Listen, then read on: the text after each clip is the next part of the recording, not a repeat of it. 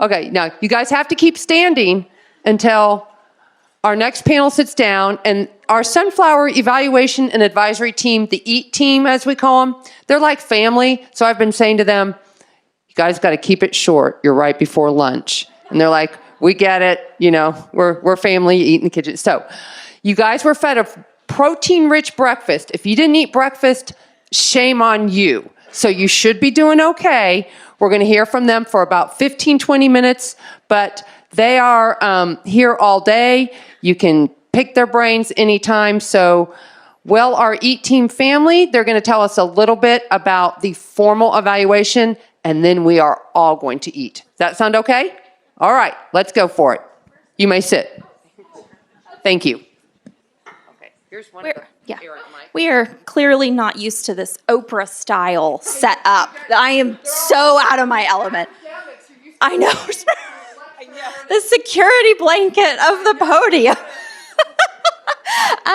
Okay, so my name's Marianna Wetherill, and I'm not going to be doing much talking with these slides today. I'm just kind of going to kick us off with a reminder and update of what we've done, because I know not everyone in the room was part of the initial planning of this Food as Medicine initiative, so we thought it would be good to have a brief overview, and I think that it kind of aligns well with Trina's presentation this morning of kind of like, where have we been and where are we going? So back in between the first half of the year of 2021, Sunflower Foundation, in their standard style of doing things, really just started some exploratory conversations with some of their previous community collaborators throughout Kansas to say, okay, we're hearing about Food as Medicine. We want to know if you're interested in maybe pursuing some work in this area. What might that look like? What are some opportunities, et cetera? And once they felt like they had some initial interest and buy-in, we kind of moved into this next phase of having just a one-day learning event, similar to, you know, the style of how we're doing things today.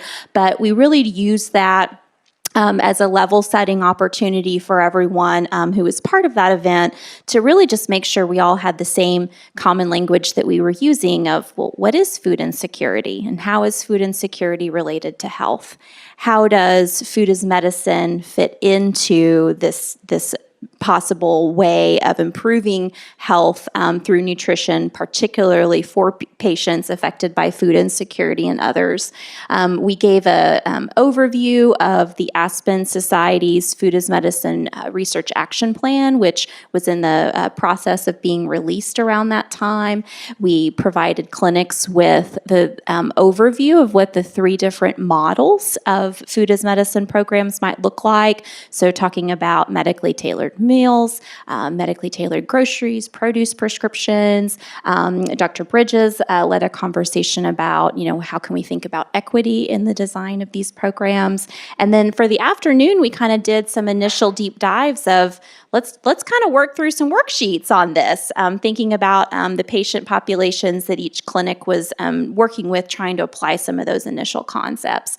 What was unique about our process, I think, is we then asked clinics just to write a grant request just to plan a Food as Medicine intervention, did not have to implement it, no strings attached, just have some protected time to further work through some of these concepts. And so that's what we did over the course of about 4 or 5 months. And then that was around May 2022, June 2022, whenever we said, okay, let's now have an official grant opportunity to pilot some of these ideas in real life. So what we have found and what, you know, kind of came up with these conversations today is there really has been a lot of variation in the way clinics have implemented these programs, despite our very standardized approach to leveling and introducing some concepts. Because clinics serve different populations and they're working in different communities, we've had a lot of variation in clinic implementation. As you can see, we've had a really wide range of intervention duration. duration that clinics have chosen, ranging between 2 to 12 months. Clinics have had a pretty wide range of the number of patients enrolled during our evaluation time period, ranging from 16 to 56 patients per site. Food box, the food part, dose has ranged between weekly to monthly forms of assistance. And then as we saw, there was kind of a really wide range of the type of complementary activities that clinics were provided with.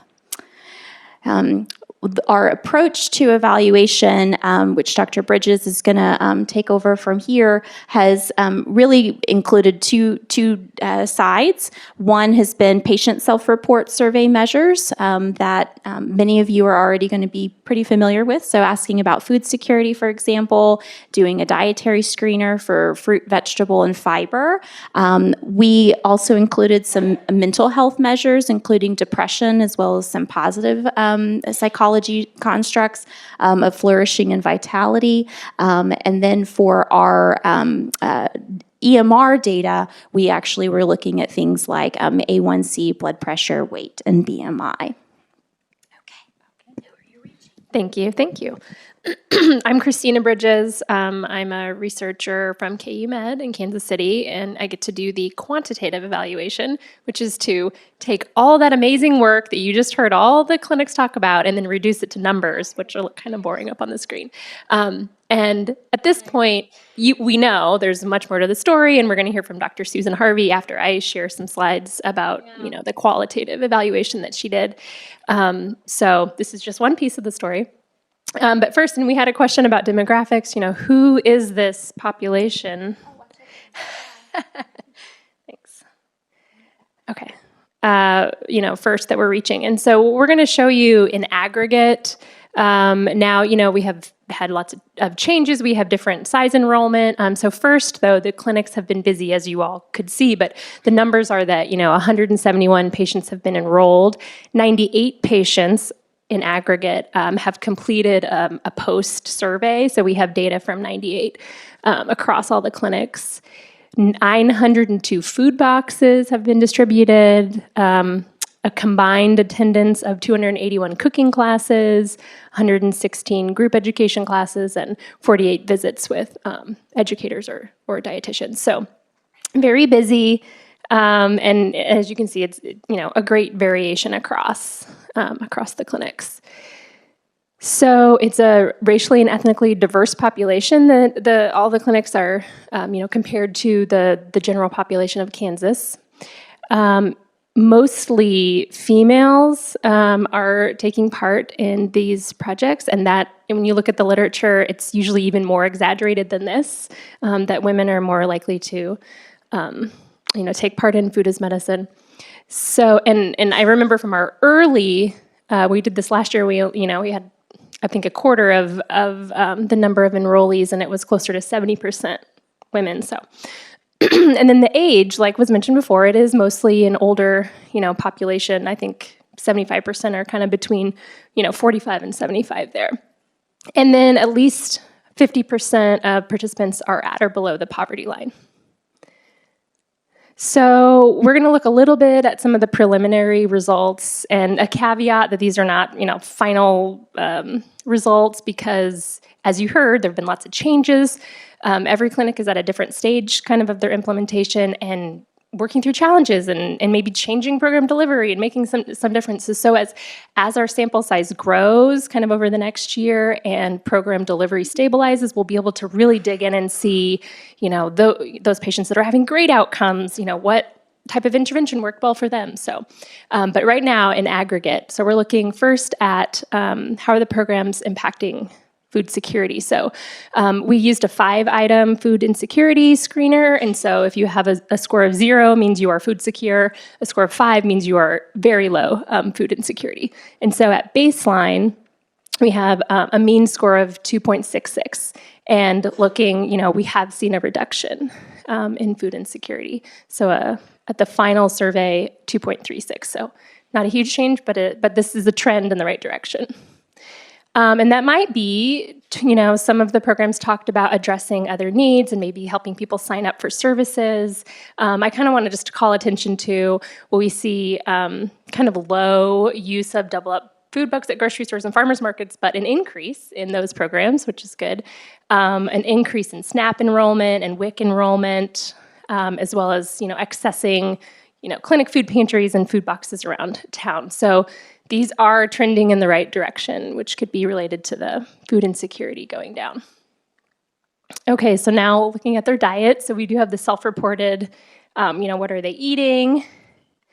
We are seeing that overall, and here I do show a little bit of a split out of the clinics, just so you can see we are getting some variation. But overall, and it was a significant value, participants went from 3 servings of fruits and vegetables a day to 3.6 servings. And that is, still well below the minimum 5, really 5 to 9 servings. So we have some room to grow there, but that's encouraging.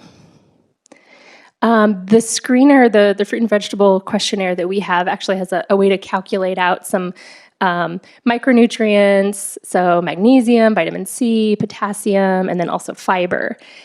These are a little busy, but we split them out between female and male because there are different recommended daily intakes. So you can see that red line is for female, the blue line is for male, and this trend up, so increasing in all of those different categories, which is good. Good. Okay, and now looking at health outcomes, how are we impacting health outcomes? Mental health. This one so far has been not encouraging, although I will say, looking at clinic by clinic, there's variation, and patient by patient, there's variation. And as I said, as we kind of get a larger sample size, we'll dig into who's doing really well and kind of what interventions was working there. But we think of you all as Elizabeth and Brandon always tell us, you're all part of the team too, and you've been involved in this. So we wanted to share with you even the good and the bad and the ugly. So these scores, so we do use the PHQ-9 depression score, so that should go down to improve. And then the vitality, this is questions like, I feel full of energy, or saying no to, I feel tired and worn out. And that is a scale from 0 to 100. And then the flourishing, those are questions like, I live a purposeful life, I'm motivated in my life, and kind of feeling engaged, so more quality of life questions. And so I would say little to no change, and we hope to see differences in that as we move forward. We were tracking hypertension. This is a little more encouraging. So we saw, at baseline, 21% of patients being in normal blood pressure range, and that has gone up to 28%. And then conversely, stage 1 and stage 2 hypertension have gone down slightly. So we are seeing good trends in that direction. And this is a total, all of the health outcomes, the biomarkers, so hypertension and also weight and A1C are all from 126 patients. Really no change in weight as far as looking at in terms of BMI. Surely we know, we heard some patient stories that individual patients have had success with this, and again, we'll dig into that, but overall in aggregate, no change yet. And then finally, I think our maybe the best outcome in terms of just the biomarkers is this significant drop in A1C. Even when you lump all the different programs together, we have this, this significant drop in mean A1C. So that's really encouraging. And almost 70% of patients had a reduced A1C going through the program. Okay, I think I'm shifting over now. I think so, yeah. Okay. Thank you. Can you guys hear me okay? Normally, I don't need a microphone. My husband would cringe right now if he knew I had a microphone on me because my voice carries loud enough. I don't know how well I'm going to be able to do sitting down and doing this in the time I've got left. So I'm going to stand up so that I can see everybody as well. As Kristina and Marianna said, they gave you kind of the context of this whole planning stage to get to where they're at, the quantitative data that's been collected.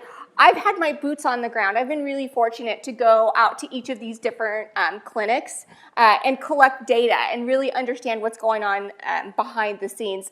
I loved it when Dr. Larson said, where is Dr. Larson? Is she still? There you are. I loved it how you said that qualitative piece was really a important piece to all of the good work that you're doing. And the same goes with this. This helps to maybe explain some of the data that we're seeing behind the scenes. So a big part of my role on this project is to go in and look at that context. What does it take to get these up and off the ground? And you can see it takes a village. So I've conducted over 90 interviews so far. I've done 2 site visits at each clinic with the exception of one. I still need to do my job and get out on site there. I've also gotten to speak at with personnel from 2 food banks who are doing wonderful work as well, other community partners. And then this last set of site visits that I did, I got to be on the ground and actually speak to the participants and hear from their perspective what's making a difference. You know, one thing that's important to look at here that I think you've heard these clinics say and now we need to think about is we are really, when we're putting these programs together, that village of, you know, they originally are in very siloed, they operate in very siloed, independent, kind of isolated systems. And now we're asking them to forge together and put a comprehensive, holistic program together for participants. And these 6 clinics really have done that. They've looked at, you know, these community partners that could be a part of this and have brought them in. The food banks who they're doing great work on their own, but now they're being asked to provide this food for these individuals as well as part of this program. And so there's a lot of important work from a lot of different important groups and organizations and people that it takes to get this going. Oops. Wrong way. So just a few site visit results. I know everybody's starving. My tummy is grumbling too, and it smells really good back there. So just to give a little bit of perspective of those, the clinic interviews, I wanted to pull out some key data. And one of the things that struck me from site visit 1 to site visit 2 was that change in provider perception of the program. At each of the clinics, there's always those provider champions, but it takes a while, it seems, for that to grow. And so from site visit to site visit 1 to site visit 2, I saw those provider champions and that core group of staff that really took part in that planning, those pre-planning activities that Kristina and Marianna put on. You know, they were those champions and they were really behind this program and supportive. There was hesitation from the provider side, and you know, and they were not shy to certainly communicate about those hesitations that they had. I saw a massive shift once I got to site visit 2, of them becoming hesitant to being really true believers, and how can we sustain this program now long term? Because not only were they seeing maybe some of those tiny clinical change values in their patients, but the fact that they were changing when for months, as Dr. Larson said earlier today, you know, you can talk to them, and then 3 months later they come in, 6 months later, and there's no change in value. Even those tiny changes gave those providers hope.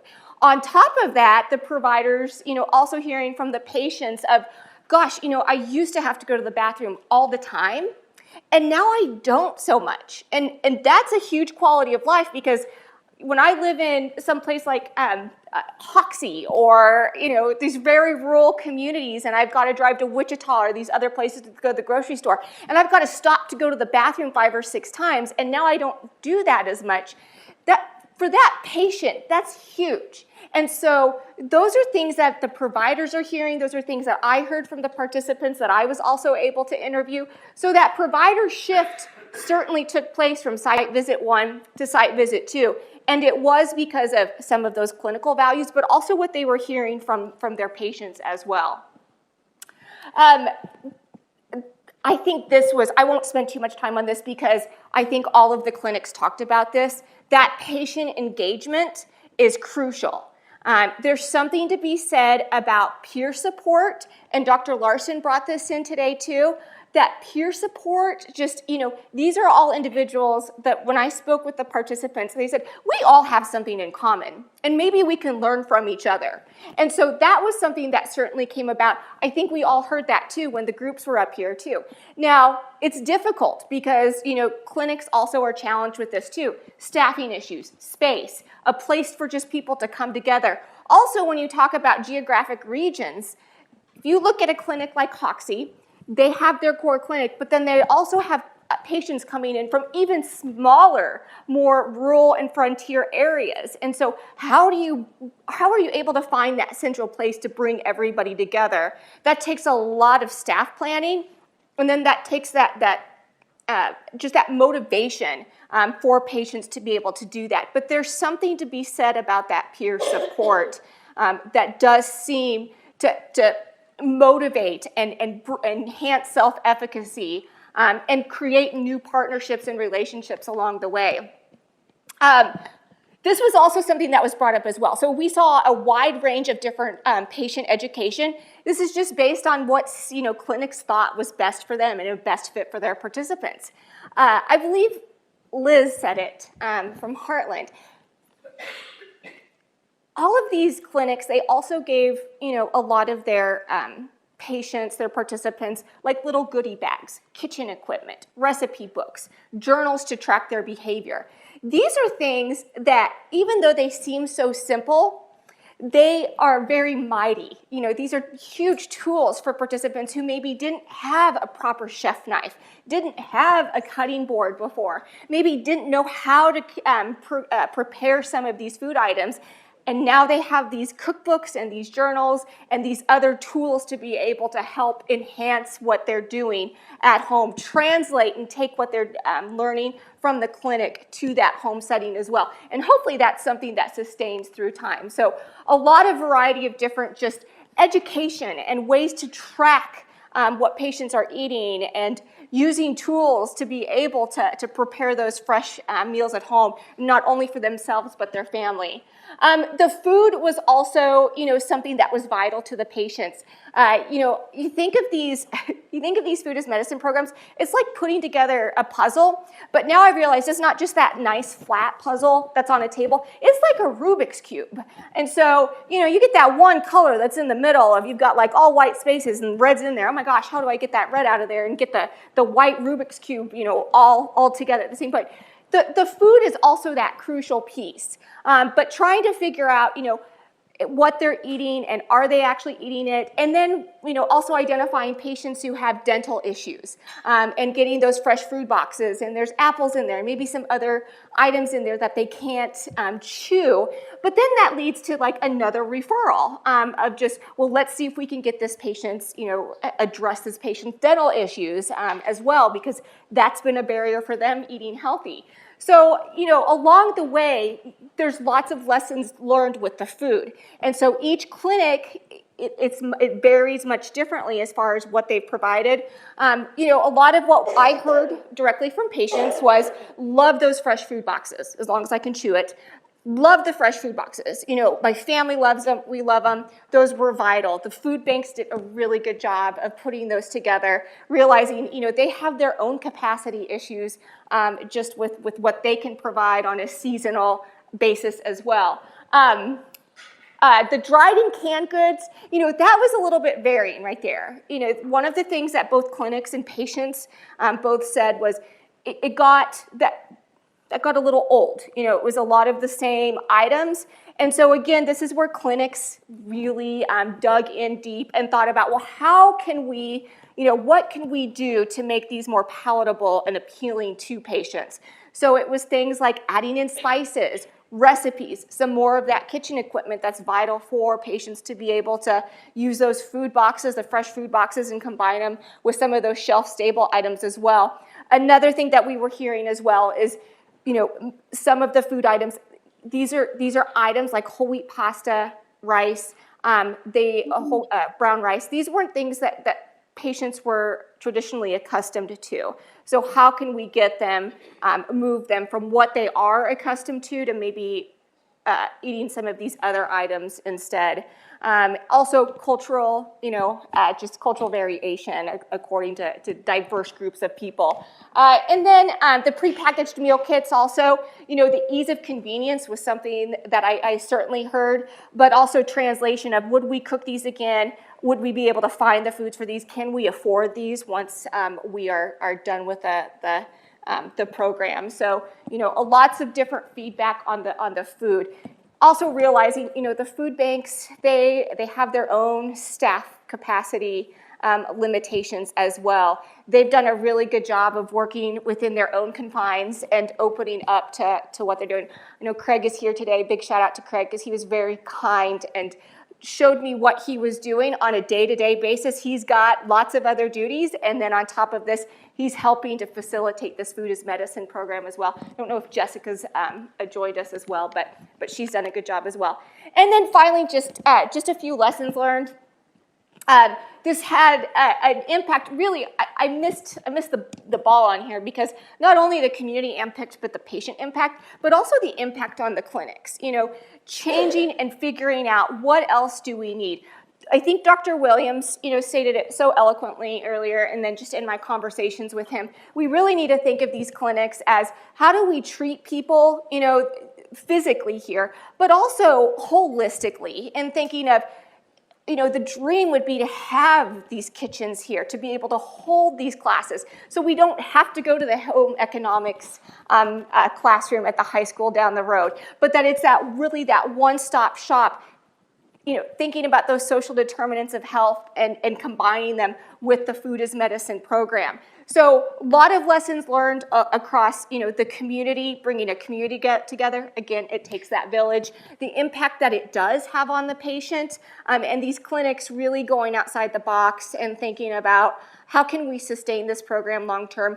And you heard all 6 clinics saying, these are these next steps. Boy, we've learned this, and this is what we're going to do, as we think about this next round of our own implementation. So that's all I have, and I made it to 12:20. I could have gone on a lot longer. Would you all join me in thanking the EAT team? Yes.